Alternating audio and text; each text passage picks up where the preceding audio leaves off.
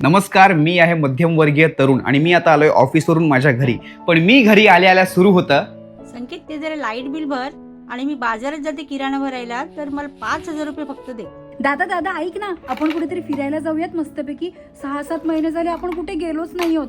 संकेत, अरे माझा जरा मित्र ऍडमिट आहे हॉस्पिटलला, त्याला जरा बघायला जायचं आहे.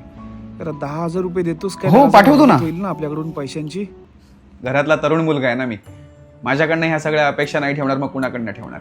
पण खरं सांगू का, 30-40 हजाराच्या पगारात हे एवढं सगळं मॅनेज करणं म्हणजे कामागुम होतं. आम्ही तरुण मुलं खूप टेन्शन येतं. पण जेव्हा आम्हाला टेन्शन येतं ना, तेव्हा आम्ही आमच्या आयुष्यातल्या त्या व्यक्तीला फोन करतो.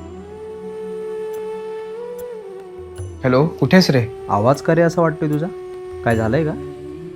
काय नाही, थँक्यू फॉर एव्हरीथिंग. ए बाबा, काय जीव बीव देतोस की काय? नाही, कोणत्याही अपेक्षा न ठेवता माझ्या आयुष्यात अजूनपर्यंत आहेस ना, त्यासाठी थँक्यू. अबे तुला कसलं टेन्शन आलं? बोलू नंतर. आता भले मी फोन ठेवून दिला असेल, पण माझा मित्र माझा असा कापरा आवाज ऐकून तिकडे बेचैन झाला असेल. 5 सेकंदात तो मला परत कॉल करेल.